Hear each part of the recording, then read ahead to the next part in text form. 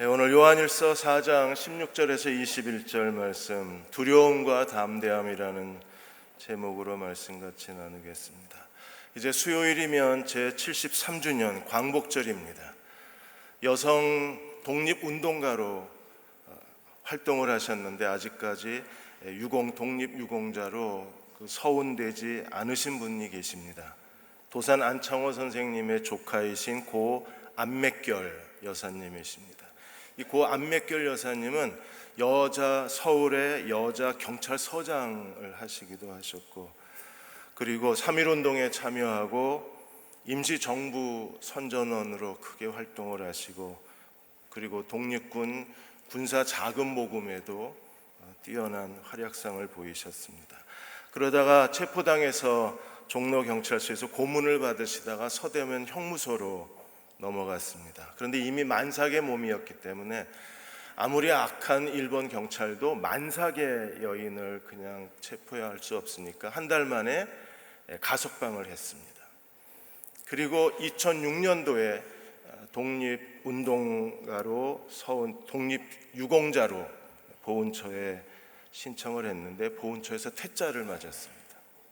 올해가 13년째 퇴짜를 맞는 겁니다. 퇴짜 이유는 감옥에 3개월 이상 있지 않았기 때문에 독립유공자 자격이 없다는 겁니다. 도산 안창호 선생님의 조카시고 여성 독립운동가로 활동을 했는데 그 기준, 감옥에 3개월 그 기준 때문에 안 된다는 거예요. 그럼 만삭의 몸으로 서대문 형무소에서 애를 낳고 있어야 독립유공자가 된다는 얘기잖아요. 사람에 대한 존중이 점차 메말라져 가고 있습니다. 인정할 건 인정하고 고마워할 건 고마워하고 원칙은 원칙인데 우리가 어떤 때에는 너무 사람에 대해서 메마른 태도를 보이는 거예요. 하나님께서 오늘 우리에게 경고하시는 것도 사랑이 메마른 사람들입니다. 만일에 우리가 서로 사랑하지 않으면 어떻게 되나요? 우리는 세상에 하나님을 보여줄 수 없습니다. 4장 12절에 하나님을 본 사람은 아무도 없습니다. 그러나 오늘 우리에게 주신 하나님의 사명이 무엇입니까? 만일에 우리가 서로 사랑하면 하나님이 우리 안에 거하시고 하나님 사랑이 우리 안에서 온전하게 된다고 했습니다. 우리는 서로 사랑함으로 보이지 않는 하나님을 세상 사람들에게 보여줄 수 있습니다. 오늘 4장 16절에 하나님이 우리를 사랑하시는 사랑을 우리가 알고 믿었다 그랬습니다. 우리가 하나님을 알고 하나님을 믿고 있습니다. 여러분, 하나님을 믿고 계시나요? 우리가 알고 우리가 믿는 하나님은 과연 무엇입니까? 사도 요한은 우리가 알아야 할 하나님, 우리가 믿어야 할 하나님에 대해서 어떻게 말하고 있나요? 하나님은 사랑이시라고 선언했습니다. 우리는 하나님이 우리를 사랑하신 걸 알고 사랑이신 하나님을 믿는 겁니다. 그러므로 사랑 안에 거하는 자가 하나님 안에 거하고 하나님이 그 안에 거할 수 있어요.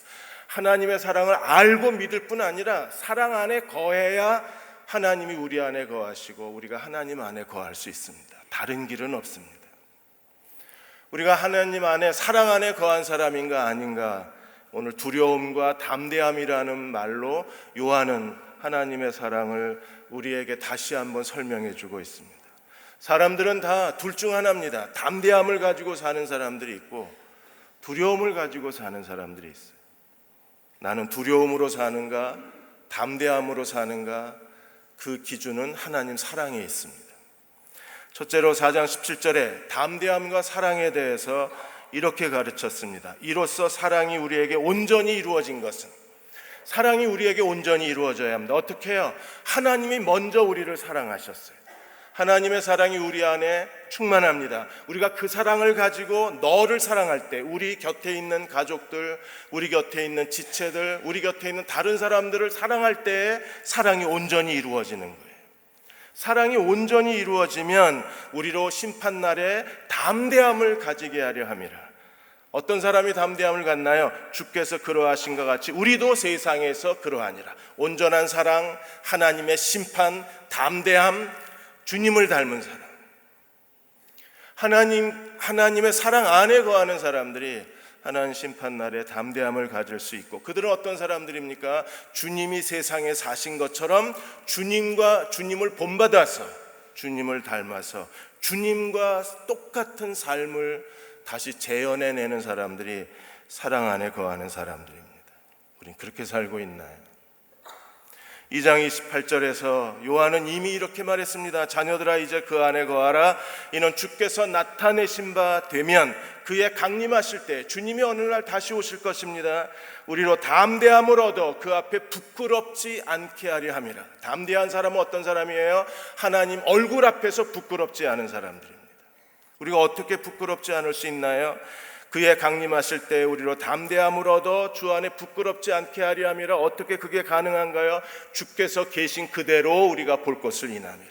주님이 사신 것처럼 우리가 살아가는 사람이 되어야 합니다. 4장 17절 하반절도 표준 세번역에서는 이렇게 말했습니다. 그리스도가 사신 대로 우리도 이 세상에서 살기 때문이라.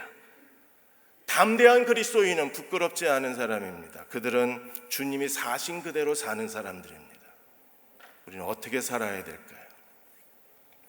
미국의 베들레헴 철강 회사가 찰스 슈왑이라는 분이 그 회사를 설립을 하셨는데, 이분이 이 베들레헴 철강 회사를 미국의 세 번째 큰 철강 회사로 크게 성장을 시켰어요.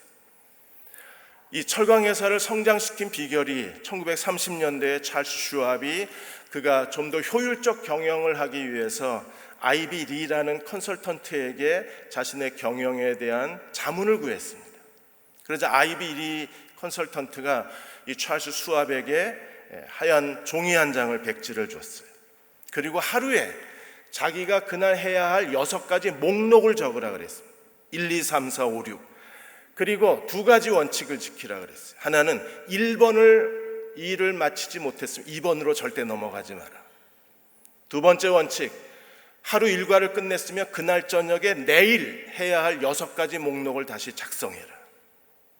이 6가지 목록의 비밀을 이 찰스 슈왑에게 가르쳐 주었어요. 그러자 찰스 슈왑이 그러면 내가 자문료를 얼마나 줘야 되느냐? 아이비 리가 말하기를 2주 동안 이 비법대로 해보고 찰스 슈왑 그 CEO가 감동을 받은 대로 이 6개 목록의 방법이 효과가 있는 만큼 나에게 비용을 지불해 주시면 됩니다. 2주가 지났을 때 찰스 슈왑이 아이비리에게 $25,000, 1930년대 $25,000면 지금 현 시가로는 100만 불이 넘는답니다. 우선순위를 정한 게 그 성공의 경영의 비결이었고, 우선순위를 정한 게 그의 인생을 완전히 뒤바꿔 놓은 거예요. 그래서 경영진들하고 베들레헴 철강회사의 모든 직원들이 6가지 목록을 가지고 회사를 키워내기 시작했습니다. 그래서 100여 년 동안에 가장 미국의 산업화의 상징처럼 됐어요. 오늘 우리도 삶의 우선순위가 분명해야 합니다. 우리의 첫 번째 삶의 우선순위는 무엇입니까? 모든 그리스도인의 삶의 첫 번째 목표가 뭐여야 돼요? 우리는 모든 삶에서 그리스도를 높이고 살아야 합니다. 그리스도를 위대하게 하는 것, 이게 우리의 삶의 첫 번째 우선순위예요. 어떻게 주님을 위대하게 할 수 있나요? 그리스도가 이 세상에 사신 대로 우리가 살아가야 합니다. 주님은 어떻게 사셨어요? 주님이 살아가신 모습을 우리가 크게 2가지 주님의 계명으로 우리가 이해할 수 있습니다. 첫 번째는 뭐예요? 너희는 가서 모든 족속을 제자로 삼으라는. 2번째 주님이 사신 삶의 모습은 무엇입니까? 내가 너희를 사랑한 것 같이 너희도 서로 사랑하라는 계명입니다. 서로 사랑하는 사람들이 주님이 사신 그대로 살아가는 사람들입니다. 땅끝까지 모든 족속을 제자로 삼는 사람들이 주님이 살아가신 그대로 사는 사람들입니다. 그들에게 담대함이 있습니다. 그들은 부끄러움을 당하지 않을 것입니다. 지금 저희 교회에서 하고 있는 PSP, 퍼스펙티브스 훈련을 PSP라고 합니다. P, 퍼스펙티브스, S, 스터디, P, 프로그램. 그래서 퍼스펙티브스 스터디 프로그램을 PSP라고 합니다. 선교에 대한 성경적, 역사적, 문화적, 전략적 관점을 가리킵니다. 12주만 투자하시면 선교의 전문가가 될 수 있습니다. 우리가 주님처럼 사는 사람이 되려면 하나님이 어떻게 우리를 사랑하셨는가를 알아야 우리가 그 사랑을 가지고 이웃을 사랑할 수 있어요. 그리스도의 지상명령에 순종하는 사람이 되려면, 주님이 사신 것처럼 그리스도의 지상명령에 순종하는 사람이 되려면 적어도 선교가 뭔가는 알아야 우리가 순종할 수 있지 않겠어요? 선교에 대한 성경적 관점을 가지고, 역사적 관점을 가지고 오늘 그리스도의 지상명령에 순종할 때 우리는 주님이 사신 그대로 살아갈 수 있어요. 그들이 마지막 하나님 심판대 앞에서 부끄럽지 않은 사람들입니다. 두 번째로 두려움과 형벌에 대한 이야기를 했습니다. 4장 18절에 사랑 안에 두려움이 없고 온전한 사랑이 두려움을 내어 쫓나니, 사랑 안에는 두려움이 없답니다. 온전한 사랑은 두려움을 내어 쫓는다 그랬습니다. 그리고 두려워하는 자는 사랑 안에서 그 사랑 안에 사랑이 온전히 이루어지지 못했기 때문이랍니다. 왜 우리가 두려워해야 되나요? 두려우면 형벌이 있기 때문에 그렇습니다. 사람의 마음엔 여러 가지 두려움이 있습니다. 자기 인생에 자기가 무능한 것 때문에 두려움이 있고, 지금 내게 주어진 일을 성공적으로 감당하지 못할까 하는 두려움이 있습니다. 지금 여러 가지 일들이 우리 앞에 놓여 있고, 우리가 이 일에 대해서 무능하고 이 일을 더 성공적으로 이루어내지 못하고 내게 주어진 책임을 다하지 못하는 끊임없는 패배감과 실패에 대한 두려움이 우리 안에 있어요. 우리는 하나님 앞에 더 거룩하게 살지 못했던 죄책감이 있습니다. 더 기도하지 못했다는 그 삶의 무거운 짐이 우리 안에 있습니다. 두려움은 마치 거미줄 같습니다. 한번 거미줄에 걸리면 아무리 발버둥 쳐도 빠져나올 길이 없는 거예요. 사랑 안에 거하지 않으면 우리는 두려움의 종로로 탈 수밖에 없고, 이 두려움에 따르는 형벌에 빠져서 우리는 스스로 자기 인생을 실패할 수밖에 없는 겁니다. 여러분들이 지난번에 궁중 족발 사건을 기억하실 것입니다. 대낮에 망치를 들고 건물주를 망치로 치려고 하는 장면이 그대로 CCTV에 잡혔습니다. 이 궁중 족발 가게 사장은 왜 망치를 들었을까요? 그 사람 많은 번화가에 대낮에 망치를 들고 사람을 치면 그 망치가 자기 인생을 망가뜨린다는 걸 알지 못했을까요? 그는 알고 있었습니다. 그럼에도 자기 안에 그 패배감을 이겨내지 못했던 거예요. 그가 궁중 족발집 가게를 열었던 그 당시 3, 4년 전만 해도 그 거리는 죽은 거리였었어요. 그는 열심히 일을 해서 그 거리를 살려냈습니다. 사람들이 모여들기 시작했습니다. 맛있는 식당 골목이라고 소문이 났습니다. 그러자 건물 가격이 올라가기 시작한 거예요. 건물이 다 2년 전에 다른 주인이 건물을 샀습니다. 이 사람은 전문적인 부동산 업자의 사람입니다. 그러자 월세 249만 원에서 294만 원에서 갑자기 월세를 1200만 원을 내랍니다. 이 사람이 1200만 원 월세를 내려면 2만 8천 원짜리 족발을 무려 430그릇을 팔아야 1200만 원 월세를 내는 거예요. 보증금 3천만 원에서 갑자기 1억을 올려놨습니다. 나가라는 소리입니다. 그게 너무나 분해서 재판을 걸었습니다. 그는 패소했습니다. 그리고 12차례나 강제 집행, 이 가게에서 나가라고 강제 집행이 이루어지고, 그는 또 크게 상처를 받고 몸에 상처를 받고 결국에 분노해서 망치를 들었는데 이번에 살인 미수 혐의로 재판을 받게 됐습니다. 한순간의 분노가 자기 인생을 망친 거예요. 한순간의 두려움이 이제 쫓겨나면 다시 처음부터 밑바닥부터 다시 시작해야 된다는 그 두려움이, 그 패배감이, 왜 내 인생엔 이런 일이 일어나나, 그 분노가 결국에 그의 인생에 무거운 형벌이 되어버린 거예요. 우리가 어떻게 이 두려움에서 벗어날 수 있나요? 하나님 사랑만이 우리를 이 두려움에서 벗어날 수 있어요. 요한일서 3장 1절 2절에 보라, 하나님이 아버지가 어떠한 사랑을 우리에게 베푸셨느냐. 우리가 하나님의 사랑을 기억하고 다시 그 사랑이 회복될 때 우리는 이 모든 두려움에서 벗어나 자신감을 가질 수 있습니다. 이번에 한양대학교의 이권우 교수가 EBS에서 청년 대학생들 독서 토론회를 가졌습니다. 이 그룹 토론을 가지고 대결 형태로 해서 마지막 이제 최후 승자들이 토론을 하고 우승을 가리는 그런 모임이었어요. 2박 3일 동안 같이 먹고 자면서 이 독서 토론 대회를 했습니다. 마지막 주어진 책이 김주환 교수가 쓴 회복 탄력성이라는 책이었어요. 이 책을 가지고 이제 마지막 독서 토론을 한 겁니다. 이권우 교수는 마지막 이 회복 탄력성에 대한 독서 토론에 굉장한 기대감을 가졌어요. 그러나 너무나 실망스러웠습니다. 김주환 교수의 회복 탄력성은 이 시대에 실패한 젊은이들에게 너무나 중요한 책이었어요. 회복 탄력성은 크게 두 가지 내용으로 구성되어 있습니다. 어떤 실패와 좌절에도 이 두 가지를 가지면 다시 일어설 수 있다는 거예요.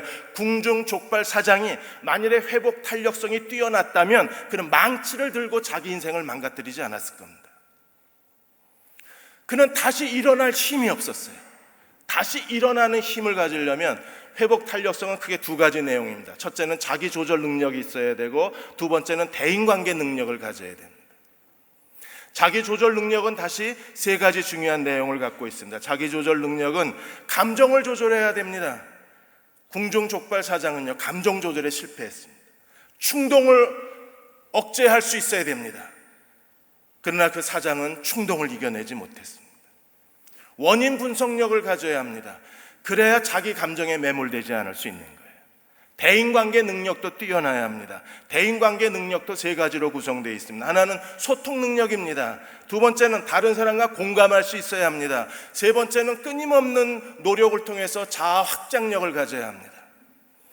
이 두 가지 회복 탄력성의 대인관계 능력, 자기조절 능력을 가져야 다시 일어설 수 있다는 거예요. 그런데 대학생들과 청년들이 독서를 나누면서 이 회복 탄력성에 대해서 그들은 너무나 실망스러운 반응을 보인 겁니다. 이유가 어디 있습니까? 누가 이 회복 탄력성을 가질 수 있느냐? 김주환 교수는 이 회복 탄력성을 가지려면 매일같이 연습을 해라, 훈련을 해라. 그래야 가질 수 있다는 거예요. 그리고 그 책 맨 마지막에 두 가지, 감사를 해라, 운동을 잘해라. 그래야 회복 탄력성 지수가 높아진다는 겁니다. 인생에 너무나 무거운 짐을 지고 있는 젊은이들에게 다시 그들에게 말하기를, 네가 더 연습해야 된다, 더 훈련해야 된다. 긍정심리학, 뇌과학, 커뮤니케이션, 그 학과의 내용들이 다 합쳐진 이 회복 탄력성을 가지려면 너는 더 분발해야 돼, 더 노력해야 돼. 그러나 젊은이들은 이미 알고 있습니다. 불가능하다는 걸. 사람이 노력해서 이걸 가질 수 있나요? 노력해서 이 자아 조절 능력, 대인관계 능력, 그걸 노력해서 자기 것으로 만들 수 있는 사람은요, 10,000명 중 하나, 10만 명 중에 하나밖에 없을 거예요. 대부분의 사람들은 이걸 아무리 훈련해도 이게 내 것이 될 수가 없는 겁니다. 우리는 어떻게 해야 되나요? 이 자아 조절 능력, 대인관계 능력은요, 밖에서 훈련해서 내가 습득하는 게 아니라 내 안에서부터 나와야 돼요.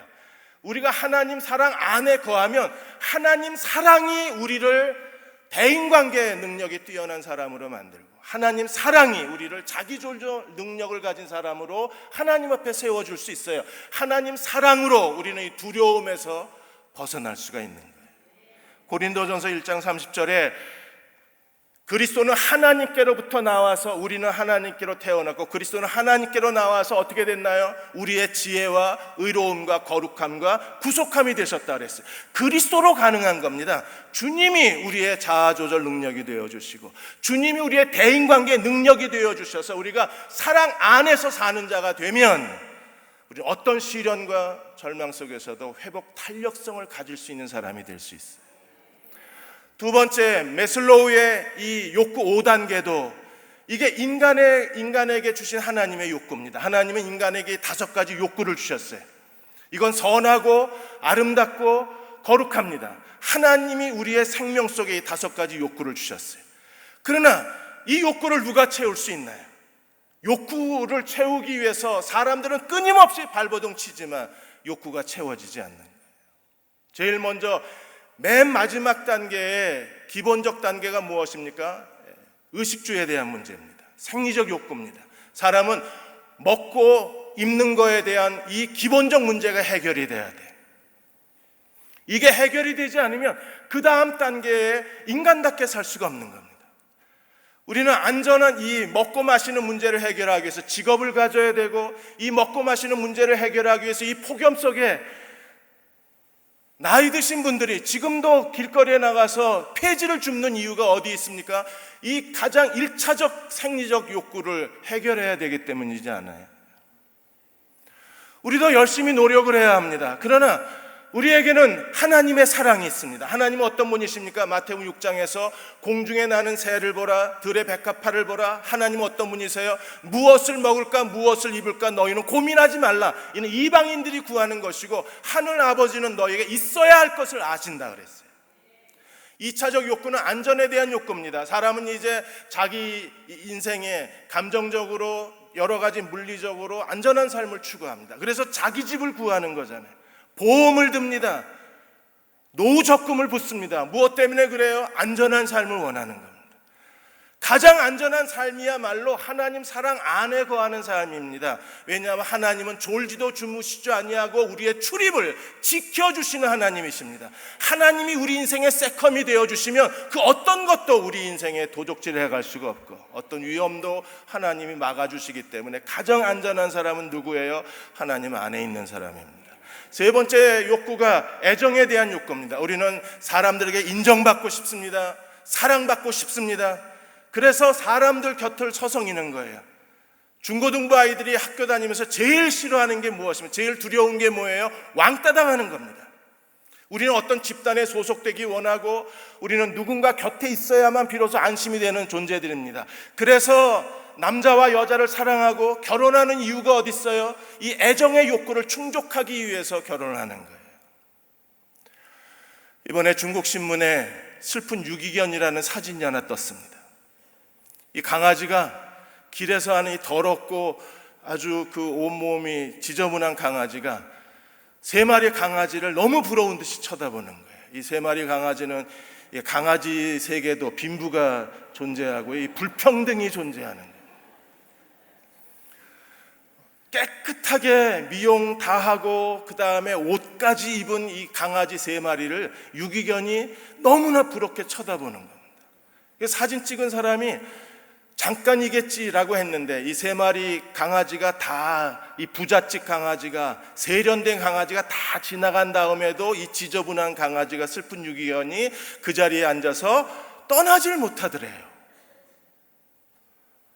강아지에게도 애정의 욕구가 있는 거예요.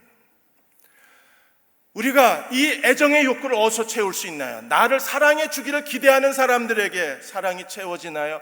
부모는 자녀들에게 실망하고 자녀는 부모에게 실망합니다. 남편은 아내에게 서운하고 아내는 남편에게 전 마음을 닫아버리고 더 이상 아무것도 기대하지 않습니다.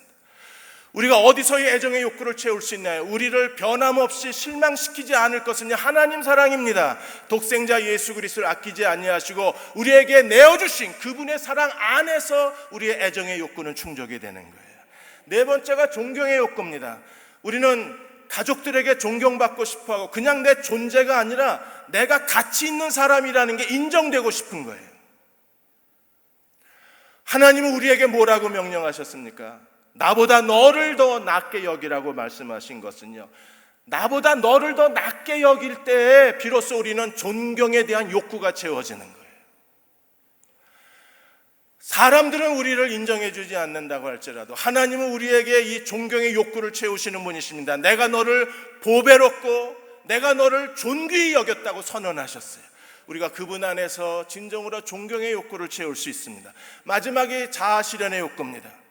우리는 진정으로 자기 인생에 하나님이 내게 주신 인생을 완성시키고 그리고 내 잠재력을 세상에 드러내고 부끄럽지 않은 인생을 살고 싶습니다. 후회되지 않은 인생을 살고 싶습니다. 어떻게 그런 인생을 살 수 있나요? 마지막 죽음의 앞에서 모든 사람이 다 후회합니다. 우리가 마지막 시간에 후회하지 않고 하나님 앞에 하나님 얼굴 앞에서 부끄럽지 않은 인생을 어떻게 살 수 있나요? 우리의 길을 여호와께 맡기면 너의 길을 여호와께 맡기라. 저를 의지하면 저가 이루어 주시고 하나님이 이루신 인생만이 우리의 진정한 자아 실현의 욕구를 채워줄 수 있어요. 머슬로우는 마지막에 6단계를 하나 더 제시했습니다. 6단계는 자기 초월의 단계입니다. 나만 내가 원하는 인생을 살 뿐 아니라 나를 통해서 또 다른 사람들이 유익을 받고 영향력을 받고 또 다른 사람들의 기쁨과 행복을 구하는 것이 자기 초월의 삶이라고 그랬어요. 빌 게이츠 같은 분들은 열심히 벌어서 돈 벌어서 그래서 가난한 아프리카 가난한 아이들을 기쁘게 해줍니다. 그리고 빈민가에 있는 아이들에게 행복을 줍니다. 이게 자기 초월의 삶입니다. 하나님이 이미 우리에게 명령하셨어요. 내가 너희를 사랑한 것 같이 너희도 서로 사랑하는 자가 되라고. 고아와 과부를 환난 중에 돌아보라고 주님 명령하셨습니다. 자기 초월의 삶입니다. 어떻게 이게 이루어질 수 있나요? 그리스도 안에서 이루어질 수 있습니다. 골로새 3장 4절에 우리의 생명이신 그리스도께서 나타나실 때 주님이 내 안에 살아계십니다. 그분으로 말미암아 우리는 두려움이 없는 삶을 살 수 있어요. 세상 사람들은 여전히 자기 부족과 자기 환경과 자기에게 없는 것 때문에 두려워하고 그들은 실패감에 엎드려져 있고, 그들은 열등감에 빠져 있고, 그들은 스스로 자기의 무능 때문에 힘들어하지만 우리는요, 예수 그리스도 안에서, 진정한 그 생명이신 그분 안에서 우리는 모든 두려움에서 벗어날 수 있어야 합니다. 요한복음 8장 36절에 아들이 너희를 자유롭게 하면 너희가 자유로워지리라. 우리는 진정으로 그리스도 안에서 참된 자유를 얻을 수 있습니다.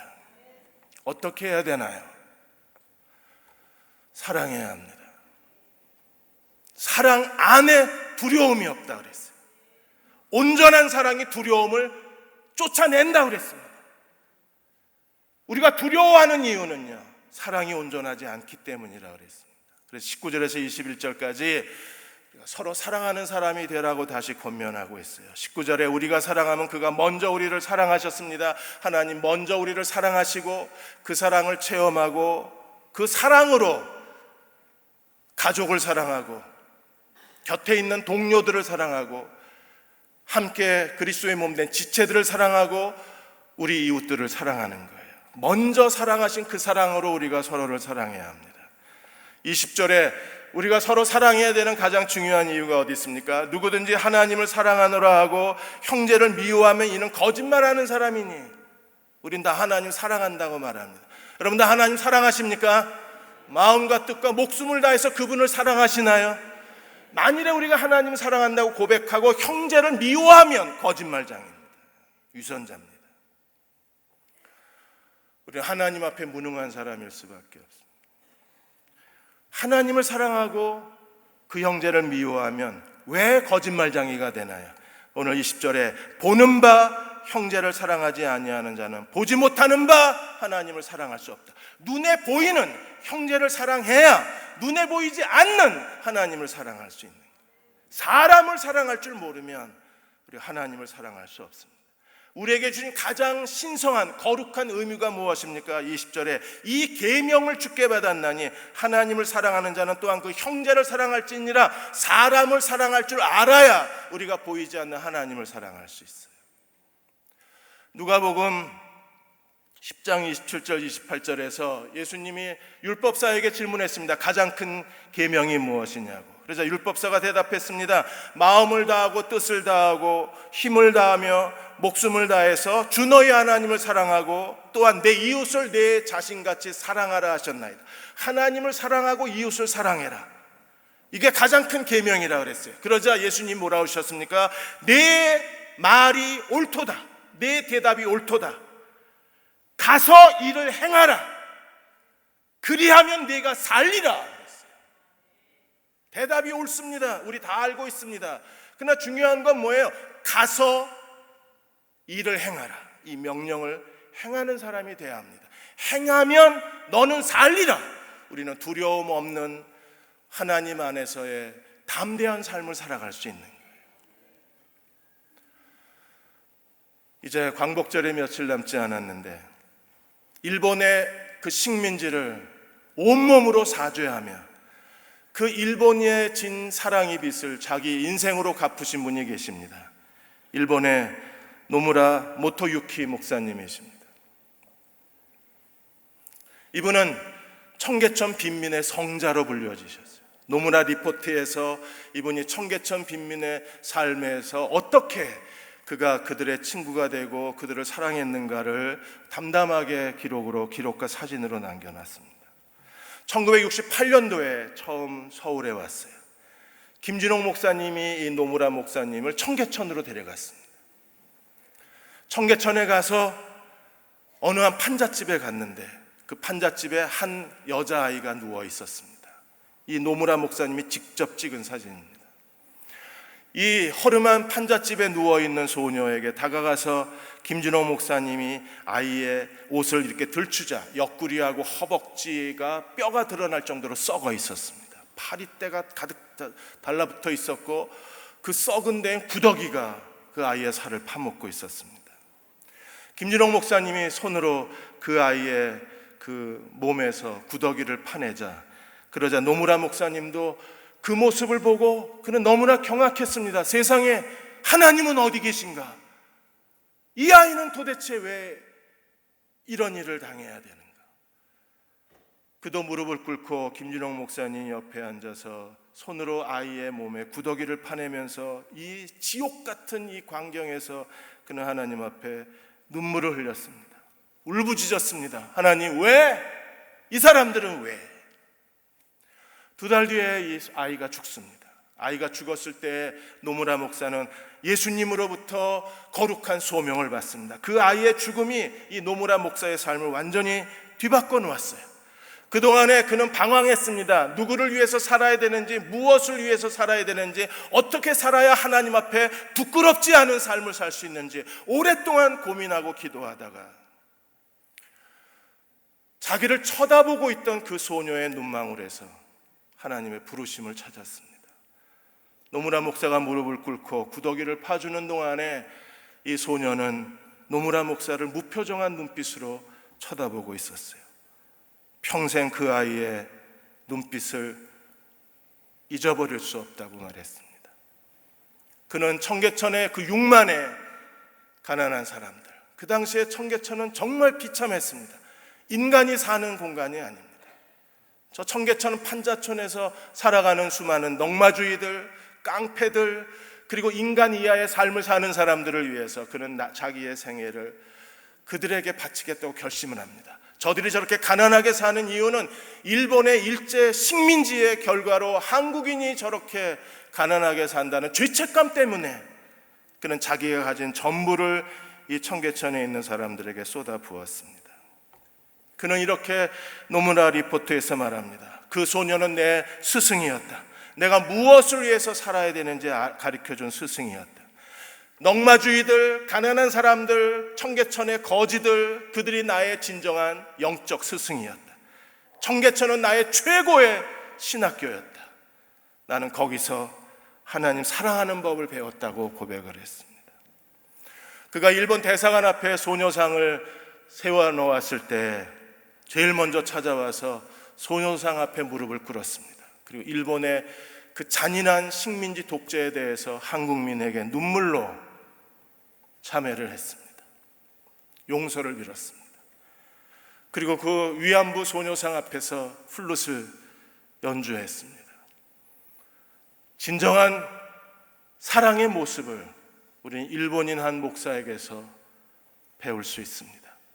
그 사람이야말로 하나님 사랑이 무엇인가를 알고 그 사랑을 자기의 온 삶으로 실천한 사람들입니다.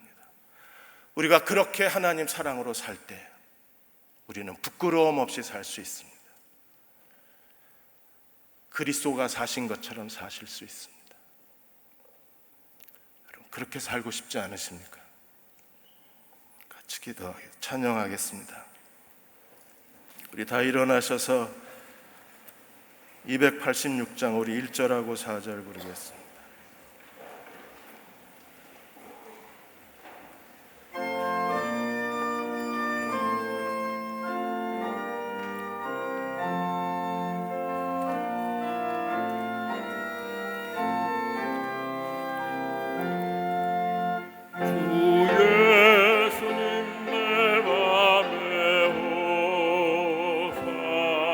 날 붙들어 주시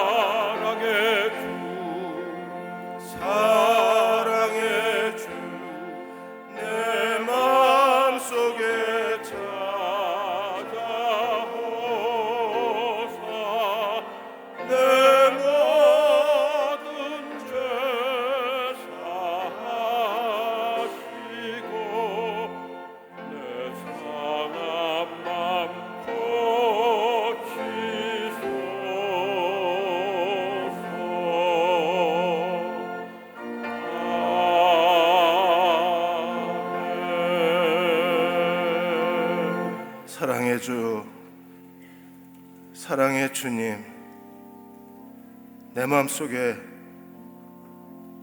찾아와 주옵소서. 내 모든 죄 사해 주시고 내 상한 마음 고쳐 주셔서 이제 용서하고 사랑하고 서로의 발을 씻어주게 해 주옵소서. 구원받지 못한 영혼들이 너무나 많습니다. 진리를 잃어버리고 방황하는 사람도 많습니다. 우리 곁에 가난한 이웃들도 참 많습니다. 그들의 발을 씻어주는 대응교회가 되게 해주시고 가난한 자들의 이웃이 되는 저희들 삶이 되게 하여 주시고 어디에 가나 하나님 사랑 안에 거하는 저희들 되게 해 주옵소서. 가끔은 너무 많이 힘이 듭니다. 돌아보아도 아무도 내 곁에 없습니다. 의지할 때도 없고 마음 기댈 때도 없습니다. 하나님, 우리가 서로 사랑하게 해 주셔서 사랑 안에 두려움이 없고 온전한 사랑이 두려움을 내어 쫓는다고 하셨는데 이 두려움에서,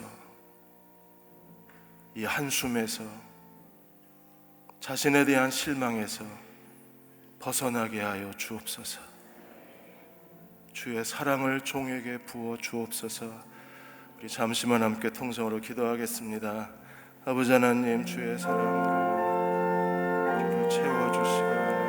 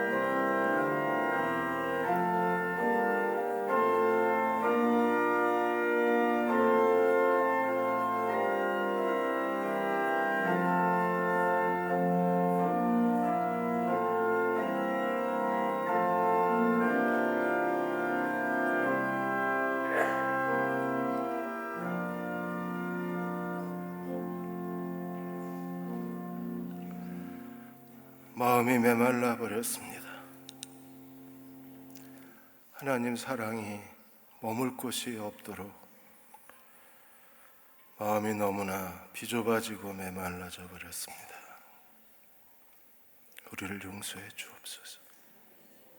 사랑의 주님, 다시 내 마음에 찾아오셔서 우리의 모든 죄 사해 주시고 우리의 상한 마음 고쳐주시고 서로의 발을 씻어주게 해 주옵소서. 지금 우리를 죄에서 구원하신 우리 주 예수 그리스도의 은혜와 하나님 아버지의 큰 크신 사랑하심과 성령의 위로하고 도우시는 은혜가 오늘 함께 주일 예배드리고 돌아가는 저희 모두와 저희 가정과 사랑하는 아들, 딸들과 갈 길을 알지 못하고 비틀거리는 이 시대의 젊은이들과 이 민족과 이 땅의 모든 교회 위에 지금부터 영원히 함께 하시기를 간절히 축원하옵나이다. 아멘.